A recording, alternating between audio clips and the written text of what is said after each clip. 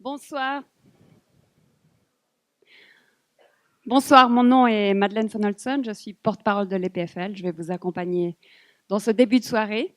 C'est un grand plaisir de vous recevoir. Vous êtes 400, on ne dirait pas forcément, mais je tiens à le souligner parce que vous êtes nombreux. Et vous avez bien fait parce que c'est une très belle histoire qu'on va vous raconter ce soir, avec de nombreux partenaires qui vont intervenir de manière brève, mais il y a vraiment eu une volonté de faire parler beaucoup de personnes ce soir. Et vous pourrez poursuivre les conversations ensuite. Alors, sans plus tarder, pour quelques mots d'introduction, je vous demande d'accueillir le président de l'École polytechnique fédérale, le professeur Patrick Ebicher.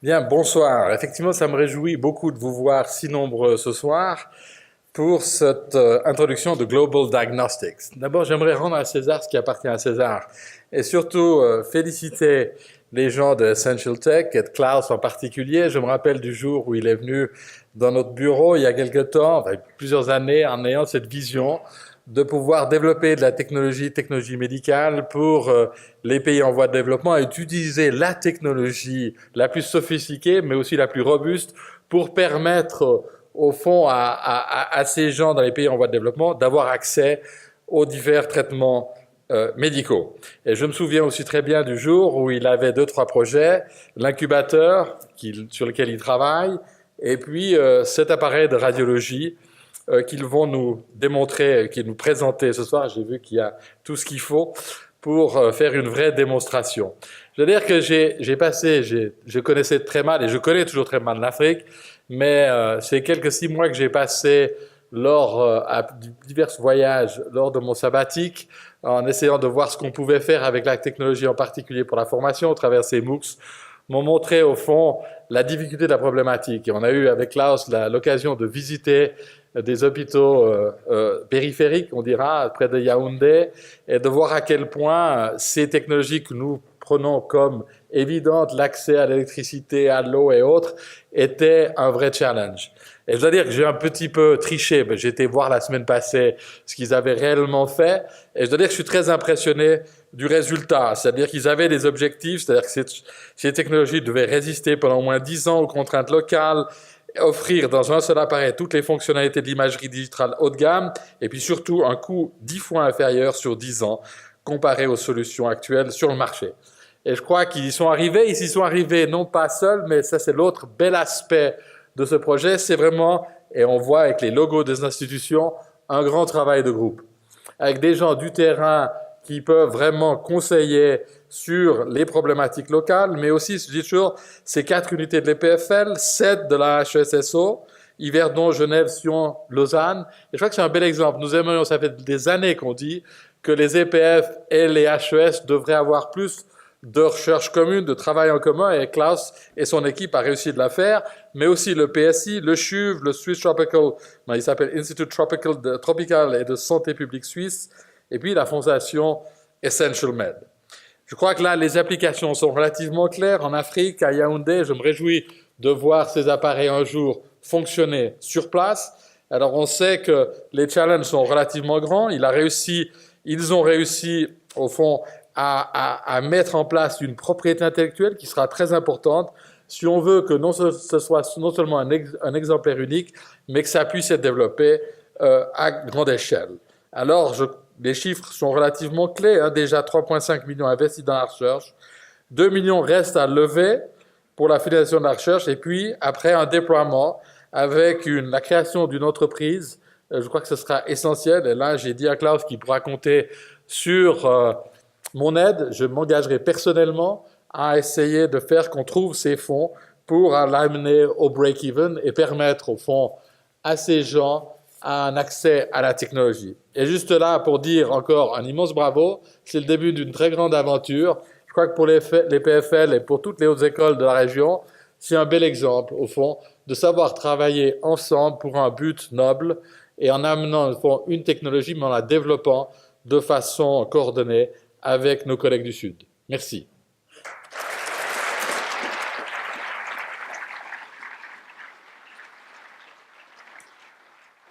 Alors justement, deuxième intervenant, c'est une intervenante, c'est la rectrice de la HESSO. La HESSO a été capitale dans ce projet.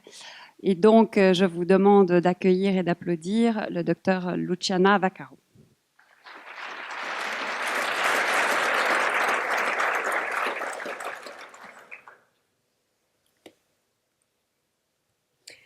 Alors, c'est un très beau soir aussi pour la HSSO, chers amis.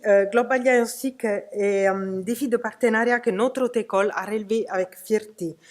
Il nous a permis de mettre en œuvre un projet fédérateur entre plusieurs institutions en Suisse, mais aussi pour notre HES. Alors, comme vous pouvez voir sur cette carte, la HSSO, c'est une grande institution parce qu'elle regroupe 28 hautes écoles, mais aussi grande spatialement parce qu'elle est située dans 7 cantons de la Suisse occidentale. Alors, vous vous imaginez que c'est pas toujours facile de se connaître et de travailler ensemble.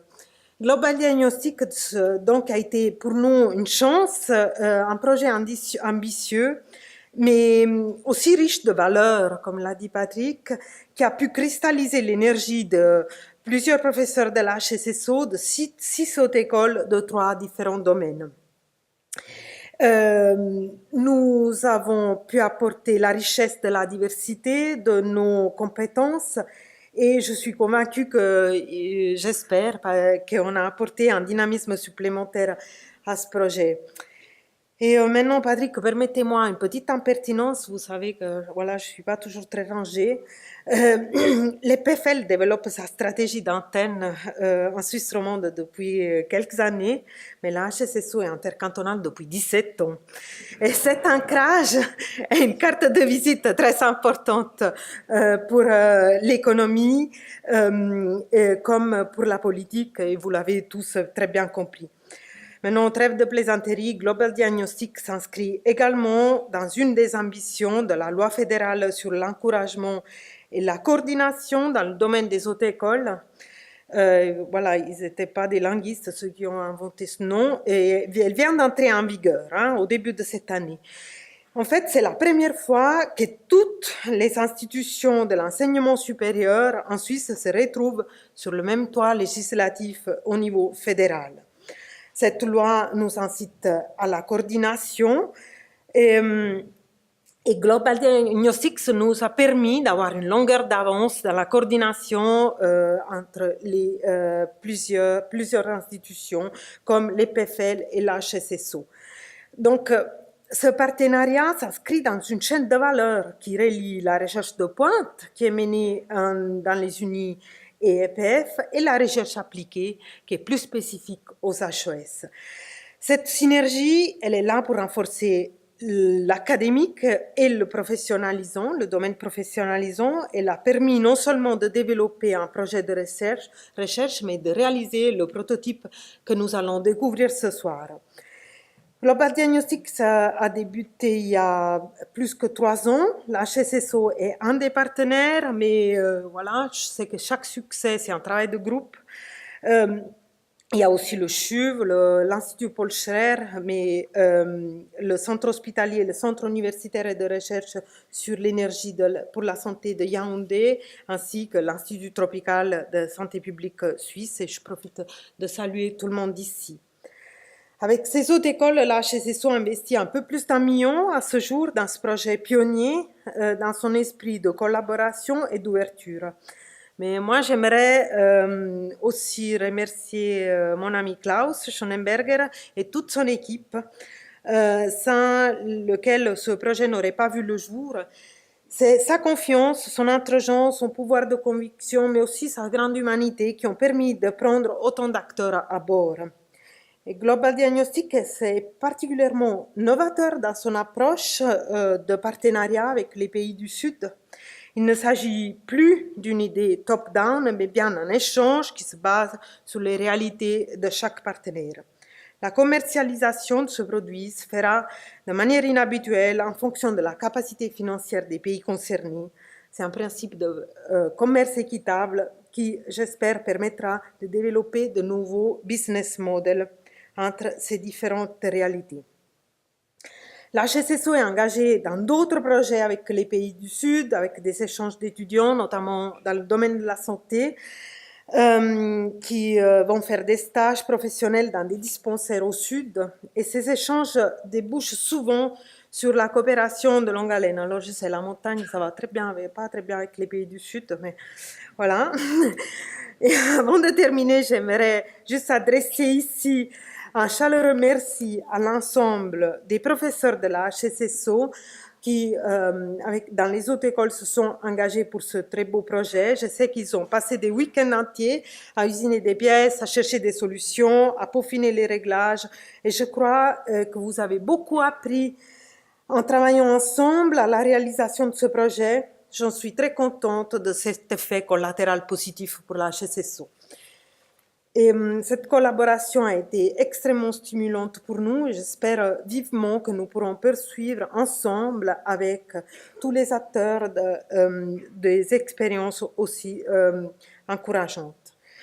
Enfin, je voudrais vous dire que je pense que pour collaborer, il faut apprendre à se connaître, construire la confiance, mais surtout faire preuve d'une grande ouverture d'esprit pour développer ensemble des idées innovantes et pionnières. Alors, bravo à toute l'équipe et bonne chance à Global Diagnostics.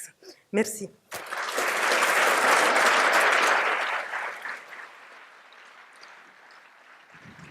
Merci. On ne sait pas si cette image a été prise avant ou après la radio, en fait. On verra un peu plus tard. OK. Alors, deux autres partenaires qui ont été déjà cités, Paul Scherrer Institute et le CHUV. Je vais appeler les deux personnes qui les représentent à me rejoindre.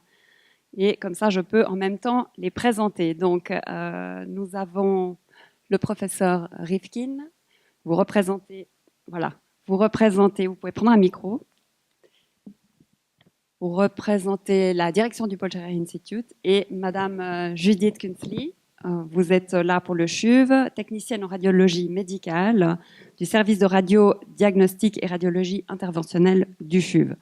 Donc, on va commencer avec vous. Monsieur le professeur Rifkin, pourquoi est-ce que le PSI est dans ce projet? Qu'est-ce qui vous intéresse? Oui, je voulais introduire aussi l'Institut et dire que l'Institut Paul Scherrer, pour complémenter la carte, se trouve à Argovie, près de Zurich. C'est le centre de recherche le plus grand en Suisse, dans les sciences naturelles et aussi les sciences d'ingénierie. Et les recherches de pointe est menée dans plusieurs domaines, y compris l'homme et la santé. L'intérêt, c'est on est en train, à PSI, de développer, construire et explorer les instruments et plateformes de recherche basées sur l'accélérateur. Ce sont des grandes installations uniques en Suisse et aussi uniques au monde. Dans le domaine de l'homme et de la santé, plusieurs groupes de recherche travaillent sur les questions fondamentales de la biologie et des traitements des cancers. C'est l'Institut PSI, la thérapie de faisceaux de protons est dispensée directement aux patients souffrant de certains cancers. Comme exemple, j'aimerais bien citer la collaboration très étroite entre nos deux régions, avec l'hôpital ophtalmique Jules Gonin de l'Université de Lausanne. Depuis 30 ans, plus de 6 000 patients souffrant de mélanome de l'œil ont été traités au PSI avec un succès de 98%. Et en suivant les mêmes idées, on développe aussi des méthodes performantes dans le domaine de tomographie de rayons X-ray. Pour répondre à votre question, c'est juste à dire qu'il est extrêmement important pour PSI de développer ces technologies pour les domaines de recherche de pointe, mais également les mêmes technologies dans les applications abordables et robustes, bien adaptées aux conditions dans lesquelles se trouvent les 2/3 tiers du monde, de l'humanité. Nous espérons, nous sommes optimistes que ce développement très important autour de Global Diagnostic X représente une première étape importante sur le chemin avec nos partenaires et que ces technologies de pointe vont bien bénéficier à une large population. Merci. Madame Kinsley, même question pour vous. Quel est le rôle du CHUV dans ce projet et qu'est-ce que vous y voyez? Mesdames, Messieurs, je vous remercie de l'invitation et je suis très honorée de parler au nom du CHUV de l'importance que représente cette initiative pour tous les professionnels de la radiologie. Je suis certaine que toutes les personnes dans cette assemblée ont une ou plusieurs fois dans leur existence bénéficié d'un cliché radiologique lors d'un problème médical courant, comme une entorse de cheville, une pneumonie ou peut-être à la recherche d'une fracture. En 2014, plus de 90 000 personnes ont été radiographiées au CHUV avec une technique similaire à celle proposée aujourd'hui par Global Diagnostics. En une centaine d'années, cette façon de faire est entrée dans nos habitudes. Nous sommes au service de notre population avec des moyens de haute technologie que notre niveau de richesse extraordinaire nous permet de considérer comme normal. Notre engagement professionnel nous pousse à offrir les meilleurs soins à une population aussi large que possible. Le développement des moyens relativement simples mais performants d'imagerie, mis largement à disposition de populations moins favorisées, est un objectif auquel nous adhérons pleinement. Pour ce faire, il nous paraît fondé de développer des appareils robustes, faciles d'usage, sans compromis de qualité. C'est le point de départ essentiel de cette entreprise. Si le but est atteint dans ce domaine, les différents besoins de formation sont aussi pris en considération. Dans ces domaines, les hôpitaux universitaires dont nous faisons partie ont une vocation de formation qui peut s'étendre bien au-delà de nos frontières grâce aux moyens de communication modernes. La collaboration avec l'Institut de radiophysique comme avec l'équipe de la maintenance biomédicale et le radiodiagnostic est engagée. Nous sommes donc prêts et vivement intéressés à participer à cette entreprise en y apportant nos compétences spécifiques. Je vous remercie de l'attention. Merci beaucoup.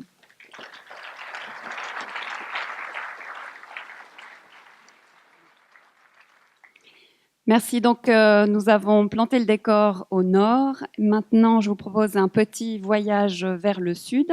Et pour ce faire, un accompagnateur haut de gamme, si je peux me permettre cette expression, puisque nous pouvons compter ce soir sur la présence du vice-doyen de la faculté de médecine et des sciences biomédicales de Yaoundé, qui est aussi le chef du service de radiologie du centre hospitalier et universitaire de Yaoundé. Il est le partenaire principal du projet Global Diagnostics en Afrique. Je vous remercie d'accueillir le professeur Samuel Nko Ambene.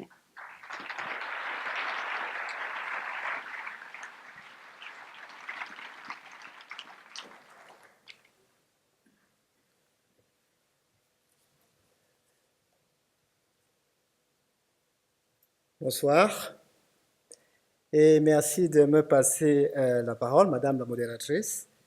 Je travaille au CHU, comme vous l'avez dit, mais l'image que vous avez n'est pas celle du CHU de Yaoundé, mais celle d'un hôpital périphérique situé à Bertoua, dans l'est du Cameroun.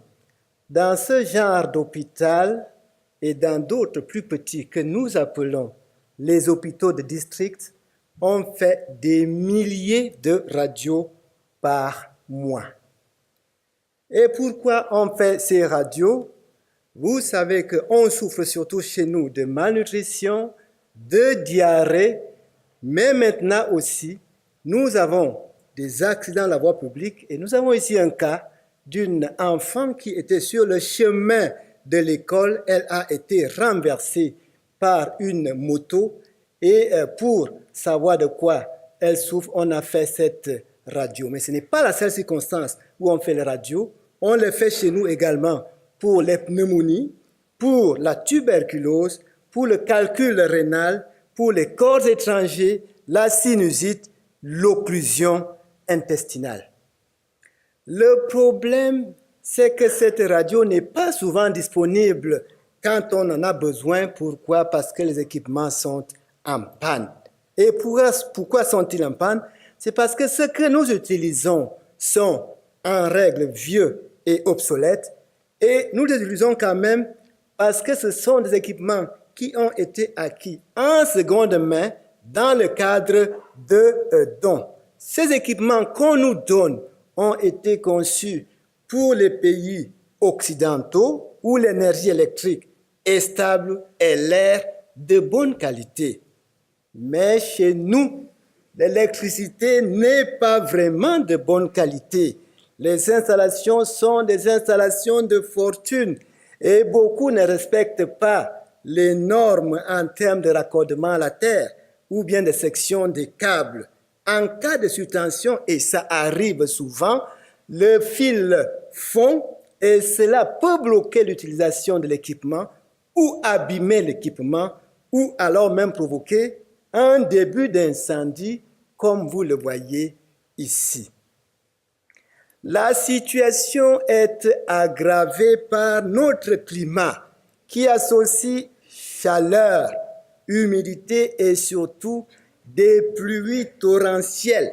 C'est souvent au cours de l'orage qu'il y a coupure d'électricité et quand l'énergie revient inopinément en surtension ou en sous-tension, cela abîme aussi les équipements. Et cela n'arrive pas que dans les hôpitaux de district, même au CHU. Nous l'avons vécu plusieurs fois.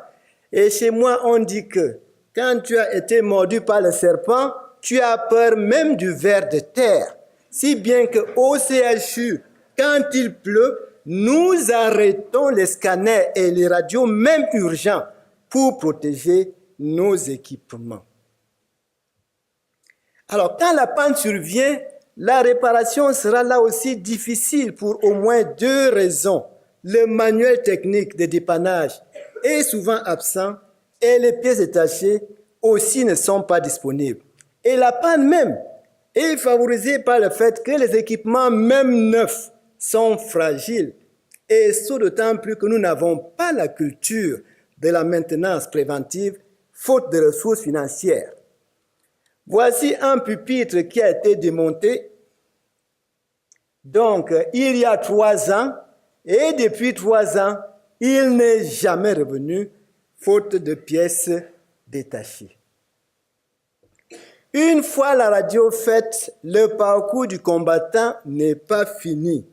En effet, dans la plupart des hôpitaux de district, le développement des films est encore chimique. Dans les chambres noires, dans le noir, sans aération suffisante. Et ce développement chimique ici met en danger la vie du personnel de santé, regardez comme c'est là, et aussi la santé de l'environnement. En outre, les films et les produits de développement sont de plus en plus rares et de plus en plus chers. Rien que cela pour nous justifie le passage à la radiologie digitale. Mais il y a une autre raison qui plaide pour le passage au numérique, c'est la qualité des images. Les images que nous obtenons au terme de tant d'efforts et de dévouement en chimie sont souvent de mauvaise qualité, soit trop blanches, soit trop noires, soit rempli d'artefacts que vous voyez là, et cela gêne l'interprétation. En outre, l'expertise même pour lire les radios manque parce que les radiologues sont peu nombreux et la plupart restent concentrés dans les grandes villes. On peut prendre les radios et les expédier en ville pour interprétation, mais cela prend du temps et de l'argent parce que les routes sont encombrées et en mauvais état. Si bien que la téléradiographie serait pour nous un plus. Le dernier problème, c'est l'exploitation même de ces radios. Au bout de quelques années, retrouver le bon dossier relève de l'exploit. Et quand on le retrouve, le dossier est dans un piteux état à cause de l'humidité ou bien parce qu'on a dû monter dessus pour accéder au dossier du haut. Ici encore, pour nous, la numérisation est une solution élégante. Et ce d'autant plus que maintenant, nos étudiants ont de bonnes bases en informatique. Il y en a qui pensent encore que le numérique est trop cher. Alors j'ai envie de leur dire en paraphrasant Abraham Lincoln, si vous trouvez que l'éducation coûte cher, essayez l'ignorance. Si vous trouvez que la numérisation coûte cher, essayez l'analogique. Nous avons essayé, ça coûte beaucoup plus cher. Je conclus mon propos en disant que faire des radios dans CHU peut être difficile. Mais le faire dans un hôpital périphérique relève parfois de l'héroïsme. Nous ne sommes pas des héros. Nous avons juste besoin d'équipements d'un genre nouveau pour faire des bonnes radios et soigner nos malades. Je voudrais terminer en remerciant le docteur Klaus Schonenberger, toute l'équipe de Global Diagnostics de nous avoir associés sur ce projet pour lequel nous fondons vraiment beaucoup d'espoir. Merci.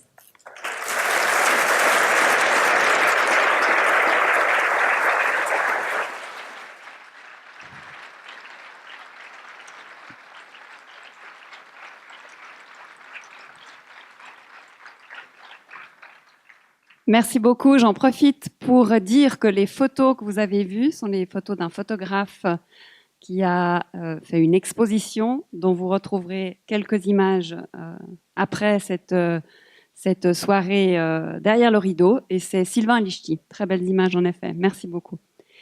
Donc, deux personnes vont encore apporter un éclairage complémentaire à celui que nous venons d'avoir. Je les remercie de me rejoindre. Il s'agit de Madame Adriana Velasquez, coordinatrice des dispositifs médicaux et de l'imagerie diagnostique du département des technologies essentielles de l'Organisation mondiale de la santé. Où est-ce qu'elle est ?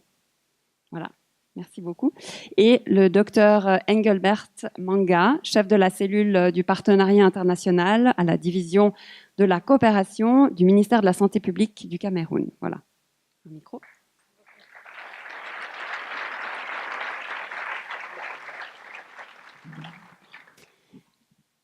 Peut-être, docteur Manga, est-ce que vous pouvez nous donner la perspective du ministère de la Santé en complément à ce que nous venons de voir?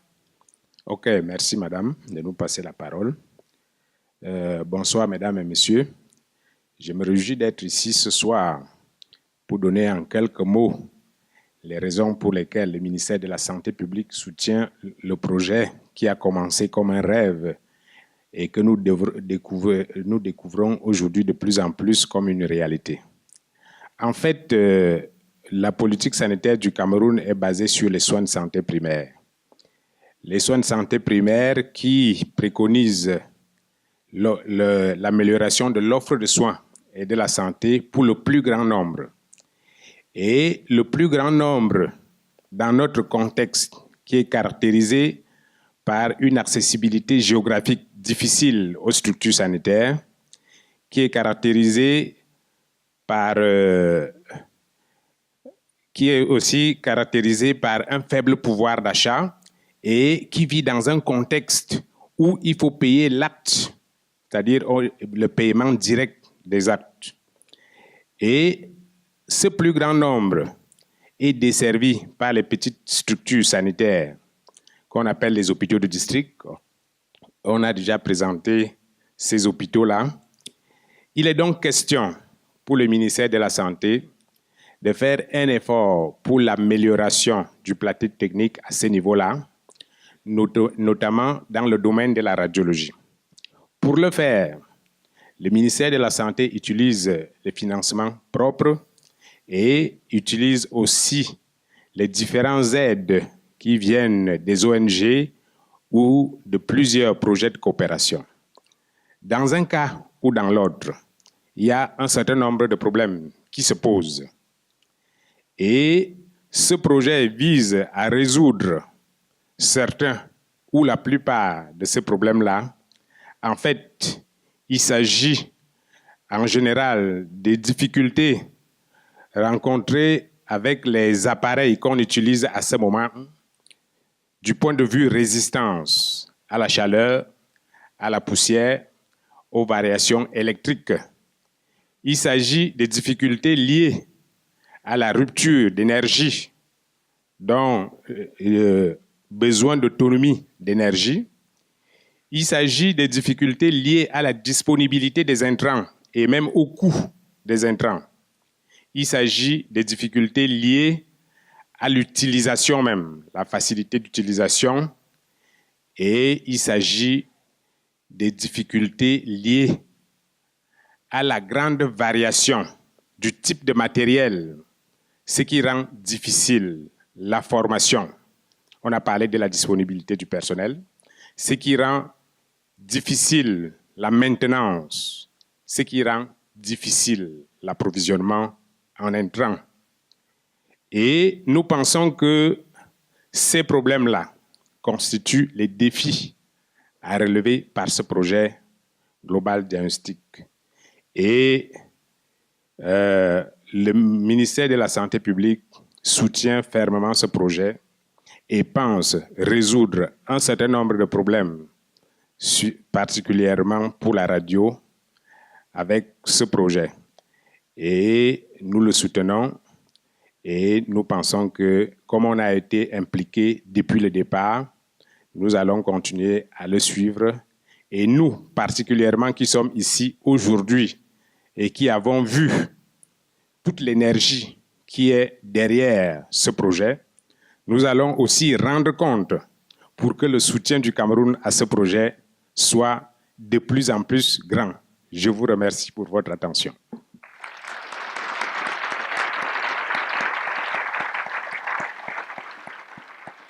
Merci beaucoup. Madame Velasquez, qu'est-ce qu'on peut dire en élargissant encore le regard du point de vue de l'OMS, votre contribution? Merci beaucoup pour m'avoir invité. Je vais vous dire qu'une des priorités de l'Organisation mondiale de la santé, c'est de l'amélioration de l'accès aux équipements médicaux. Mais l'équité en santé publique dépend de l'accès aux technologies essentielles. Et celles ici doivent être de grande qualité, exactement comme notre collègue a dit, de grande qualité, financièrement abordables pour faire avancer la couverture sanitaire universelle. Une de ces technologies, c'est la radiologie, qui a été inventée il y a précisément 120 ans. Mais malheureusement, selon notre base de données de l'année 2000, 2/3 de l'humanité n'ont pas encore accès. Et même aujourd'hui, 2014, il manque dans de nombreux hôpitaux de district dans des régions de ressources limitées. L'OMS a lancé un appel aux universités, aux industriels et aux agences de financement pour le développement de technologies médicales appropriées pour cette majorité de la population du monde qui n'a pas d'accès même aujourd'hui. Il faut une approche différente qui tient compte des besoins, exactement comme ils ont dit, des besoins du contexte des pays aux ressources limitées. La technologie doit être sûre, de bonne qualité, demander peu d'entretien. Elle doit être simple et à utiliser même par les personnes insuffisamment qualifiées. L'approche présentée ce soir par Global Diagnostic représente un espoir dans la problématique de la technologie médicale dans les pays à revenus limités. Alors, si cela marche avec la radiologie, alors ça peut marcher aussi avec d'autres technologies essentielles. Je vous remercie beaucoup et je vous souhaite félicitations à tous. Merci.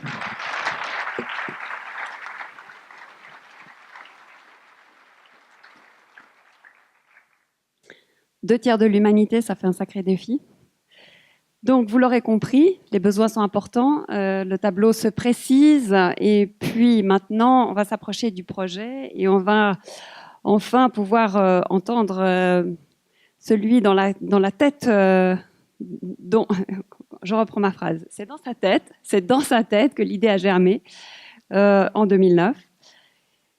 Il est le leader du programme Essential Tech, dans lequel s'inscrit ce projet. Ce programme est rattaché au CODEV de l'EPFL. Il dirige le projet dans sa partie recherche.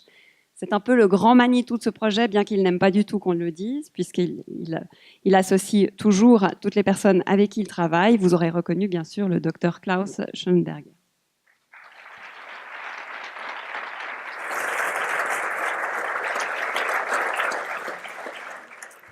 Mesdames et messieurs, bonsoir.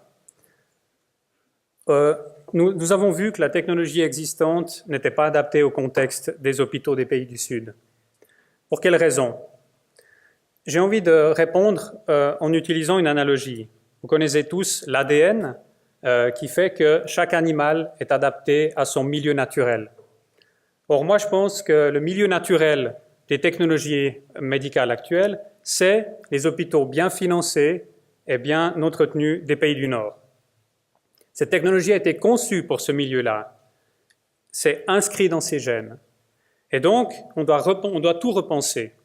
On doit changer l'ADN de la technologie pour qu'elle soit au contraire adaptée au contexte des pays du Sud. C'est ce qu'on a décidé de faire avec ce projet Global Diagnostics, puisqu'on a décidé de développer une technologie qui soit robuste, c'est-à-dire qui résiste aux conditions climatiques qui sont parfois rudes, comme on l'a entendu, à l'instabilité électrique, et qui offre une réelle durée de vie de plus de 10 ans dans le contexte des pays du Sud. On a aussi voulu qu'elle soit digitale, qu'elle permette de faire des bonnes images numériques de bonne qualité, qui puissent être enregistrées, transmises et réutilisées plus tard.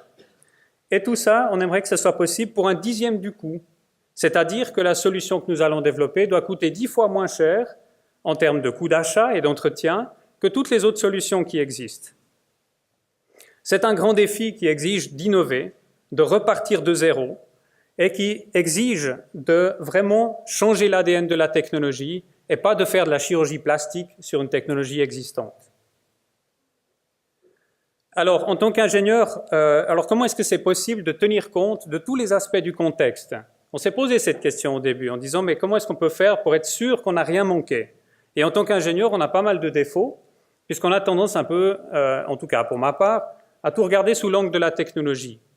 En réalité, il ne s'agit que d'un seul élément d'une chaîne qui est beaucoup plus complexe que ça et dont chaque maillon a une influence sur la technologie. Et on ne peut pas commencer à penser à cette influence quand la technologie est déjà là. On doit en tenir compte dès le début si on veut avoir une chance d'avoir quelque chose de durable. En particulier, on doit déterminer comment cette technologie sera fabriquée, comment elle sera transportée dans le pays. Quel est le modèle économique qui sera associé à cette technologie? Et mon collègue Bertrand en parlera tout à l'heure. Mais vous voyez tout de suite le lien. Si on dit que ça doit coûter 10 fois moins cher, on a une contrainte technologique très importante. Comment cette technologie sera assemblée localement? Comment elle sera vérifiée pour assurer la qualité, la sécurité de l'équipement dans le terrain? Comment elle sera mise en service dans un hôpital? Sur la base de quelle infrastructure? L'électricité est-elle disponible? Dans quelle qualité? Etc. Et la formation. Mon collègue Beat en parlera tout à l'heure aussi. La formation, c'est un élément clé pour lequel on peut trouver éventuellement des solutions technologiques en intégrant des modules de formation dans la technologie. On doit évidemment se poser la question de comment cette machine est utilisée, comment cet équipement est utilisé, par qui, quel niveau de formation, comment le patient perçoit cet équipement. On doit aussi se poser la question, on en a parlé, de la maintenance, de l'entretien. Quelles sont les compétences d'entretien sur lesquelles on peut compter ou de maintenance? Est-ce qu'on peut intégrer des éléments d'autocalibration dans la machine? Et de même, on peut se poser les questions autour de la réparation. Qu'est-ce qui va se passer si une pièce tombe en panne? Est-ce qu'on peut imaginer avoir des systèmes qui se réparent tout seuls ou pour lesquels on a une réparation extrêmement simplifiée qui peut être effectuée par des personnels locaux? Et enfin, la question du recyclage qu'il ne faut jamais oublier. Je crois que beaucoup des hôpitaux du Sud ressemblent parfois à des cimetières d'équipements des pays du Nord. Pour ceux qui y sont déjà allés, connaissent ça. Donc nous, on doit absolument penser au retrait du service de ces technologies une fois la fin de leur cycle de vie achevée. Donc on voit bien, ça nécessite des compétences de pointe dans de multiples disciplines. Ça nécessite une coopération avec les acteurs locaux. Vous voyez que plus de la moitié de cette chaîne se passe en réalité dans les pays du Sud et pas ici. Donc il faut bien avoir une bonne collaboration avec les personnes des pays du Sud. Et c'est l'esprit de ce projet Global Diagnostics, pour lequel un premier prototype qui a été construit qui démontre la faisabilité d'un appareil digital robuste à 1/10 du coût. Et en plus, ça fonctionne, puisqu'on a fait la première image que vous voyez ici, et c'est une première mondiale. C'est la première fois qu'un appareil de radiologie a été entièrement repensé pour les pays du Sud. C'est inscrit dans ses gènes. Alors, il n'est pas terminé, mais il a déjà les bons gènes. Ça a nécessité d'innover. J'en veux pour preuve qu'on a déposé 3 demandes de brevets et il y a plus de 10 publications scientifiques qui ont été écrites pour l'instant. Mais peut-être le plus beau succès de ce projet à ce stade, c'est cette alliance constituée d'abord d'institutions prestigieuses situées en Suisse, en Afrique, mais surtout constituée de plus de 40 personnes, et la plupart sont ici dans cette salle ce soir, qui sont des médecins, des ingénieurs, des techniciens en radiologie médicale, des designers, des physiciens, des anthropologues, et ils se sont investis avec leur cœur et leur intelligence et leur dynamisme dans ce projet. Tous partagent la même vision, il faut changer l'ADN de la technologie pour permettre un accès universel et durable à la radiologie dans le monde. Alors on va voir un petit film qui montre cette alliance au travail. Je vous remercie.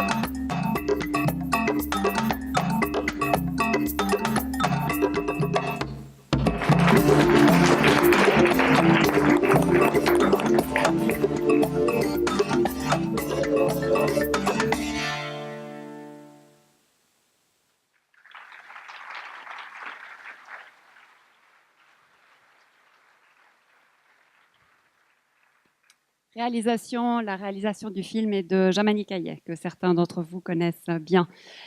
Voilà, on est presque arrivé à la démonstration du prototype. Pas encore tout à fait. 2 points essentiels encore. On doit parler de formation et on doit parler du modèle économique. J'invite le docteur Beat Stoll, Chief Medical Officer de la Fondation Essential Med, spécialiste en santé globale de l'Université de Genève, à nous rejoindre, merci. Ainsi que Klaus. Voilà.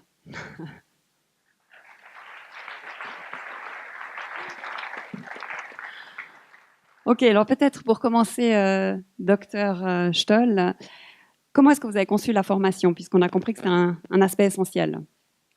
Oui, en effet, Essential Med a dès le début visé non seulement le développement des machines avec une technologie appropriée, mais voulait inclure une formation qui permettra un usage adapté au contexte afin que les soins de santé primaire seront de qualité. Et ceci est réellement inspiré d'expériences sur le terrain, et je me permets de vous relater là une de mes observations que j'ai faites lors d'une mission au Mali. J'ai rencontré un garçon de 7 ans qui était amputé de son bras droit. On m'a dit 6 mois auparavant, il avait subi un banal accident et l'hôpital de district de côté était effectivement équipé d'un pavillon radiologique tout neuf, 5 ans avant, mais encore jamais un cliché a été réalisé, tout simplement parce que la prise électrique n'était pas appropriée. Et le personnel n'a jamais été formé à faire une radiographie ni veiller à la radioprotection. Donc pas de diagnostic radiologique correct, pas déterminé comment réduire la fracture, avec des conséquences gravissimes. Parce que plus tard, un médecin décide de corriger le déficit fonctionnel, ça veut dire casser le bras, encore une fois, mais encore on n'a pas fait référence à la radiologie, et malheureusement cette manœuvre à l'aveugle a fait une lésion de l'artère de l'avant-bras, nécrose, amputation. Cette situation tragique est représentative pour des milliers d'autres, c'est-à-dire qu'on pratique toujours une médecine au niveau du district qui ne fait pas bon usage de l'avantage de l'imagerie médicale. Parfois, ce n'est pas possible, il n'y en a pas. Et alors, c'est pourquoi, maintenant où le prototype est presque fonctionnel, alors on est à sa phase finale pour faire le prototype 2, nous nous lançons dans la formation des 3 groupes personnels impliqués dans le projet, les médecins, les techniciens en radiologie et les ingénieurs techniciens, afin d'avoir toute la palette, la garantie que cette machine peut justement fonctionner les 10 ans, comme mon collègue Klaus disait avant. Nous commençons cette année déjà, grâce à des fonds qui nous ont été alloués par une fondation, avec la création d'un certificat pour des médecins en imagerie médicale tropicale. Nous allons faire ça avec nos partenaires au Cameroun, que vous connaissez maintenant, et nous allons développer une formation qui va intégrer les méthodes d'apprentissage les plus modernes. La formation sera ensuite testée sur le terrain afin que nous puissions la diffuser plus tard dans d'autres pays qui souhaitent également améliorer les compétences de son personnel en imagerie médicale. C'est ainsi, nous espérons, contribuer à travers Global Diagnostics à améliorer les soins de santé primaires à proximité des communautés. Merci beaucoup.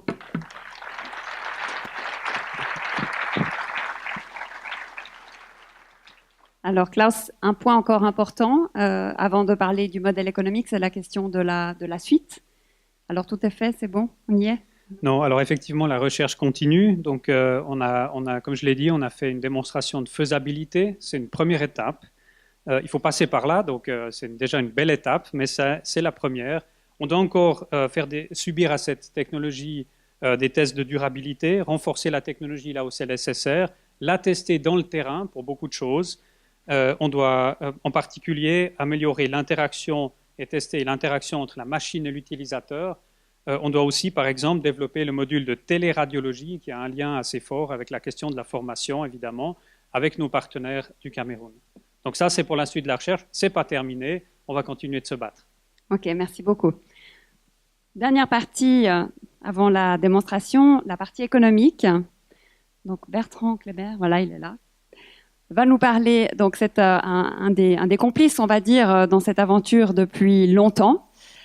Il est entrepreneur, il fait aussi partie du programme Essential Tech du CODEV. Il a donc dirigé le projet dans sa partie entrepreneuriale. C'est lui qui sera le futur directeur de l'entreprise sociale qui va industrialiser et déployer Global Diagnostic. Et donc, il va nous parler du projet qui accompagne, le projet économique qui accompagne ce projet d'ingénierie. Voilà. Je pense parler au nom de tous les gens qui ont sué sur ce projet pour dire que nous n'avons pas fait tous ces efforts pour que cette technologie reste dans un laboratoire en Suisse. Dès le début, nous avons voulu qu'elle soit implémentée dans des appareils qui soient un jour dans des hôpitaux comme ceux du Cameroun dont vous avez vu quelques images. Dès le début du projet, j'ai harcelé les équipes avec des notions de coût, de robustesse. Lorsqu'ils avaient des développements, je leur demandais, c'est bien joli, mais combien ça coûte? Est-ce que ça peut fonctionner 10 ans dans le contexte d'un hôpital comme celui du Cameroun? Et des fois, on a dû faire plus de tests, des fois reprendre les designs. Mais au final, ce qui se cache derrière ce rideau est, à mon avis, pas mal du tout. En tout cas, je pense qu'on est vraiment sur la bonne voie pour arriver à des produits qui soient abordables et robustes. Cependant, je pense que nous sommes tous conscients également que la technologie seule ne va pas résoudre le problème. Il faut vraiment qu'on se penche sur le modèle pour la fabrication d'appareils médicaux complexes et pour leur déploiement durable dans les pays du Sud. Donc, nous avons regardé et nous avons vu qu'il y a des organisations à but non lucratif, qui ont un but social, qui donnent des équipements médicaux. C'est tout à fait louable. Malheureusement, dans le cas des appareils de radiologie, en tout cas, ça se solde souvent par des échecs parce que ces appareils ne sont pas adaptés au contexte. D'un autre côté, il y a l'industrie des technologies médicales qui, elle, s'est jusqu'alors très peu intéressée à ces marchés. Elle n'a ni développé les bons équipements, ni les structures de services après-vente nécessaires pour leur fonctionnement durable. On s'est donc posé la question s'il existait une alternative ou si on pouvait développer une alternative entre ces deux modèles. Et nous sommes arrivés à la conclusion qu'il fallait un mix qui utilise les outils industriels et commerciaux pour atteindre le but social. C'est une entreprise sociale, c'est une entreprise qui devra trouver un équilibre entre le profit économique et l'impact social. Le profit économique est nécessaire pour rendre cette entreprise autonome économiquement, pour la rendre durable, pour lui permettre de s'étendre, d'avoir un impact à plus large échelle. Mais ce profit doit se faire, mais l'impact doit rester la mission première de l'entreprise.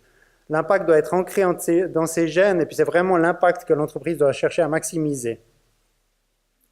Je me rends compte qu'il y avait des belles photos dans les présentations avant, et moi j'ai découpé les petits bonhommes des toilettes, donc j'espère que vous ne m'en voulez pas. Mais le message est vraiment sérieux. Pour atteindre cet impact, l'entreprise doit avoir des clients pour avoir des bénéficiaires qui sont les patients et arriver à vendre les équipements. Donc, pour cela, nous avons travaillé sur une offre qui est tout à fait unique en son genre. D'abord, il y a ces appareils qui seront développés spécifiquement pour les contextes et les besoins de ses clients. Dans un deuxième temps, l'entreprise devra développer des services de réparation et d'entretien de ces équipements, parce qu'on a vu que les hôpitaux manquent de moyens pour le faire. Le prix initial comprendra à la fois l'appareil et la maintenance jusqu'à 10 ans, parce qu'il manque de budget opérationnel dans les hôpitaux pour assumer cette maintenance. Donc ça doit faire partie de l'offre. Ça peut être une hérésie, ça peut être vu comme une hérésie dans le domaine du marketing traditionnel, surtout dans le domaine des technologies médicales où les entreprises font une grande partie de leur profit sur les contrats de maintenance. Mais c'est nécessaire dans notre cas.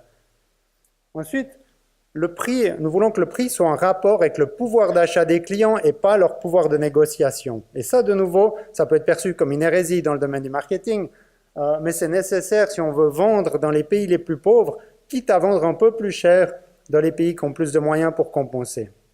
Et finalement, comme Klaus l'a mentionné, nous voulons que le prix qui comprend l'appareil et le service maintenance soit 10 fois moins cher que les solutions existantes.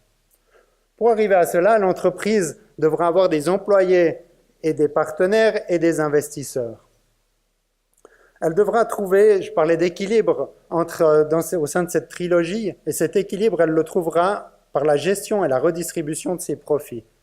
Tout d'abord, elle va veiller à l'impact, c'est-à-dire qu'on vise le Cameroun comme premier marché, comme marché pilote, mais on doit dupliquer les marchés, on veut être aussi en Asie, en Amérique du Sud.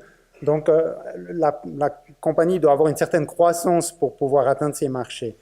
Elle pourra obtenir un impact aussi plus fort si, par exemple, elle augmente les années de maintenance qu'on offre ou alors elle baisse les prix si elle peut se le permettre. Mais pour arriver à cette croissance, la compagnie doit avoir des employés motivés. Ces employés dans une entreprise sociale, c'est des gens qui ont envie de donner un sens à ce qu'ils font.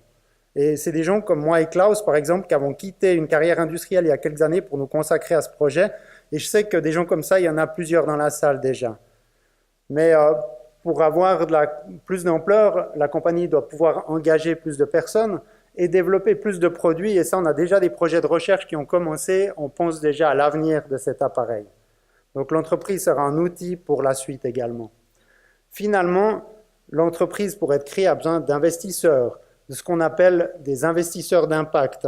C'est des gens qui ont envie de donner un sens à leurs investissements. C'est des gens qui sont prêts à prendre des risques, pas pour des gains, pas pour des perspectives de gains astronomiques, mais pour changer le monde. C'est bien de ça dont on parle avec ce projet. C'est comme disait Klaus, on veut changer l'ADN de la technologie médicale, mais on veut aussi changer l'ADN du business model. Et on veut prouver que le modèle de l'entrepreneuriat social peut avoir du succès à grande échelle et pas seulement pour une petite entreprise locale. Merci.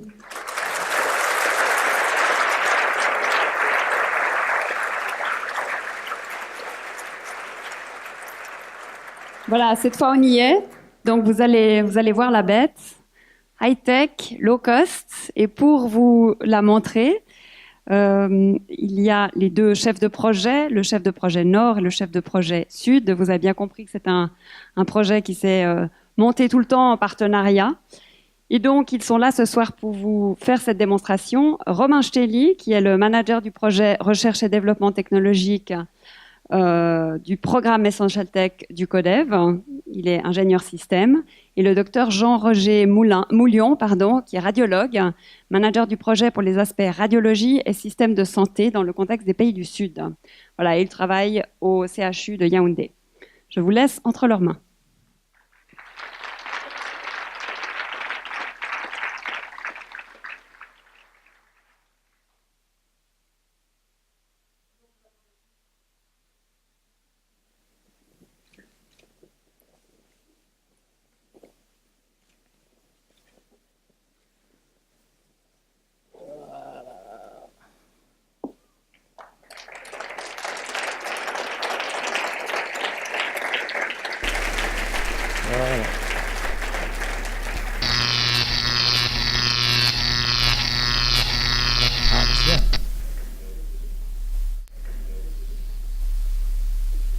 Ah tiens, apparemment on a une coupure d'électricité comme en Afrique, ça c'est génial.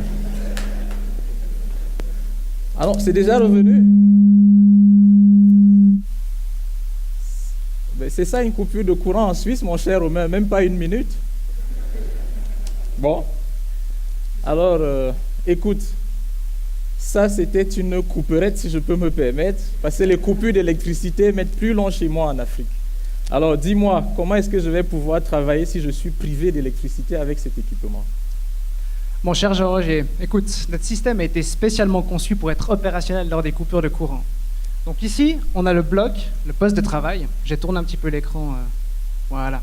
Donc ici, on a le poste de travail avec le bloc générateur dessous. Donc viens voir ici, voir ce qu'il y a un petit peu à l'intérieur. Voilà. Donc, on a un système de stockage d'énergie pour avoir plusieurs heures d'autonomie, même quand le courant est coupé. Donc on a des batteries à l'intérieur. Et le bloc noir que tu vois ici, l'alimentation électrique, a été encore une fois spécialement conçu pour résister aux fluctuations du réseau électrique ou quand il fluctue beaucoup.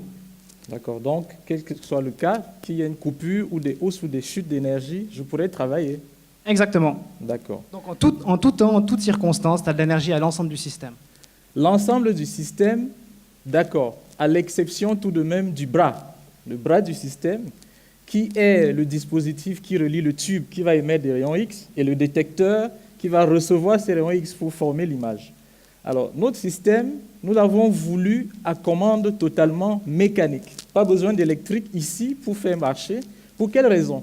La quasi-totalité des systèmes qui existent aujourd'hui sur le marché ont une commande électrique. Et c'est là que surviennent souvent nos premières pannes, les plus fréquentes, les plus onéreuses. Nous avons donc voulu qu'ici tout soit mécanique, mais qui généralement dit mécanique dit difficile à utiliser. Non, ce n'est pas le cas ici, et c'est là l'objet de l'un de nos brevets, c'est que c'est mécanique, mais c'est facile à utiliser. Je suis droitier, mais je peux le faire de la main gauche avec la plus grande aisance. Je suis allé de 1,70 m à 50 cm, ce qui signifie que je ne sais pas si les nouveaux-nés suisses sont déjà capables de marcher. Mais s'il y avait un nouveau-né capable de se tenir debout ici, je pourrais lui faire une radiographie à cette hauteur-là. Je ne m'arrête pas là. On peut revenir à la situation d'équilibre.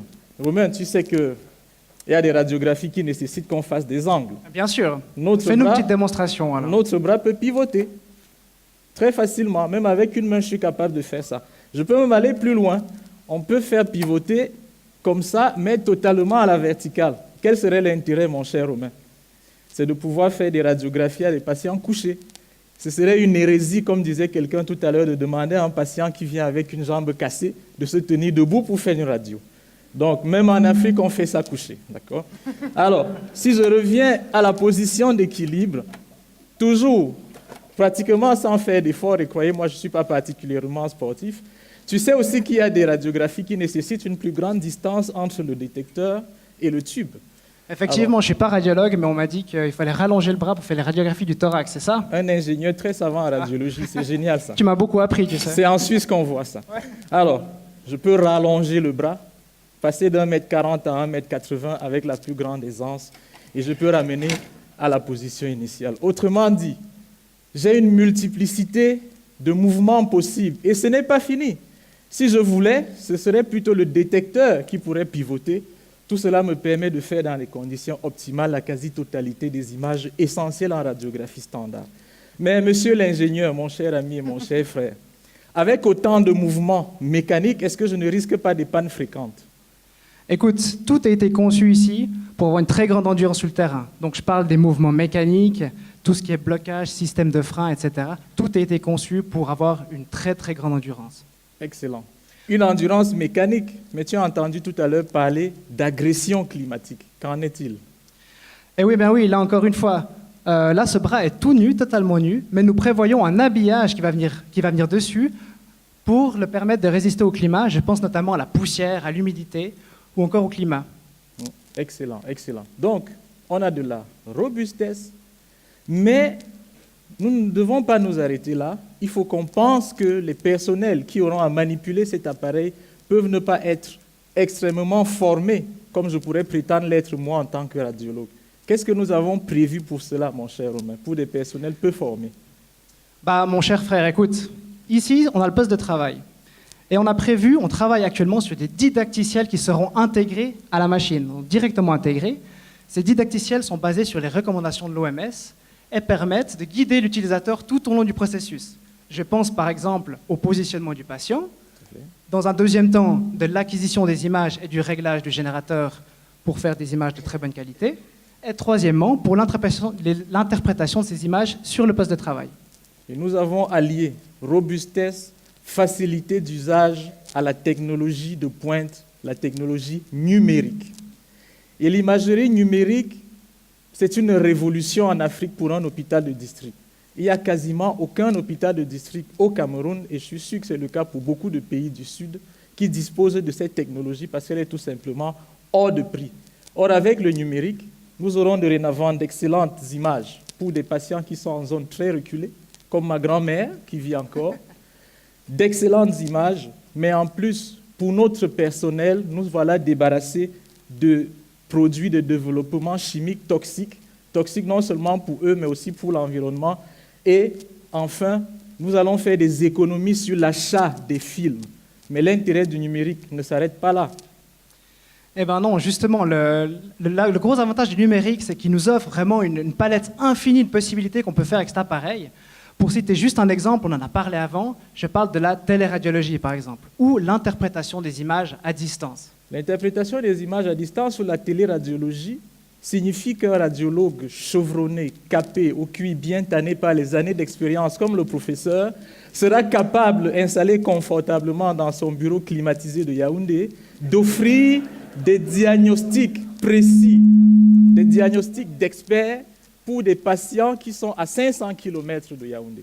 Donc, téléradiologie signifie bénéfice de l'attention d'un radiologue super expérimenté pour des patients pauvres dans des villages reculés. Mais ce n'est pas tout. Il y a un intérêt pédagogique évident. L'apprentissage se fait aussi par le compagnonnage, la proximité de ces personnels peu formés à 500 km avec, sur le plan de la technologie, le contact du professeur installé à Yaoundé va également leur permettre de grandir dans leur manière de faire.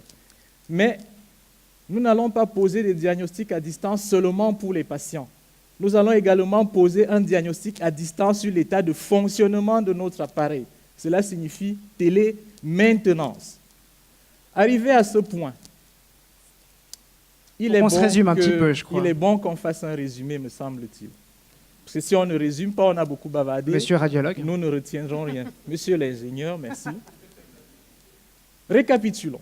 Nous prétendons faire un appareil mécaniquement, physiquement extrêmement robuste, première chose. Deuxièmement, nous disons que cet appareil est prémuni face aux instabilités énergétiques. Troisième chose, nous affirmons que c'est un appareil préparé devant les agressions climatiques. Quatrièmement, nous disons que c'est un appareil qui sera aisé d'utilisation, autant pour des personnels bien formés que des personnels peu formés. Et enfin, nous disons que ce sera un appareil high-tech, puisqu'il apporte la technologie numérique vers le village. Mon cher Romain, oulala, je pense que cette affaire-là va coûter très cher. Est-ce que tu es sûr que dans les pays du Sud, on pourra se le permettre?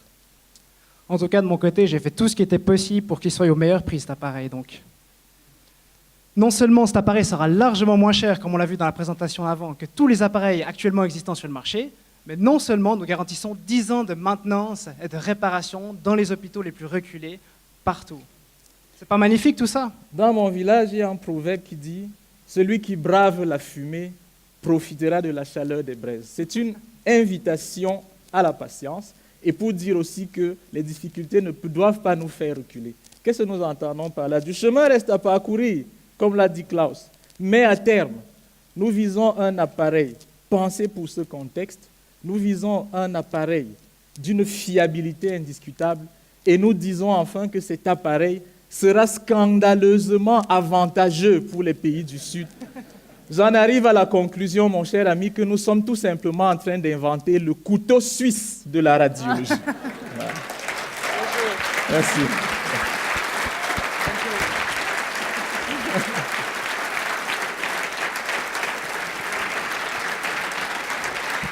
Merci.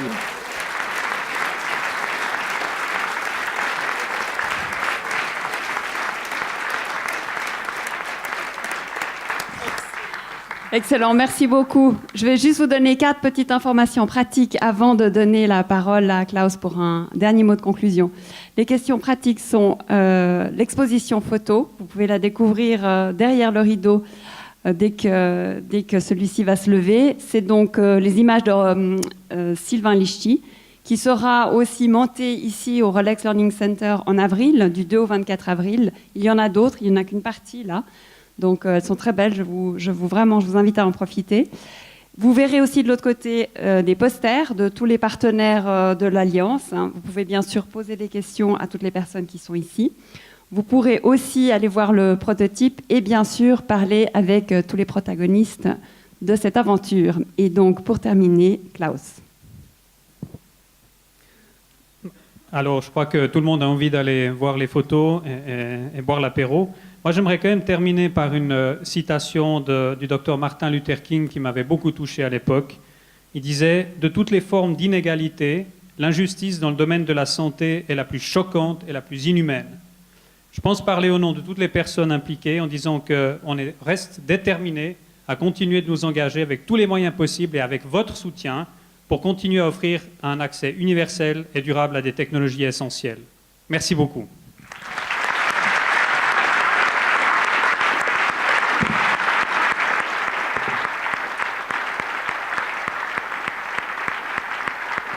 Voilà, bonne soirée.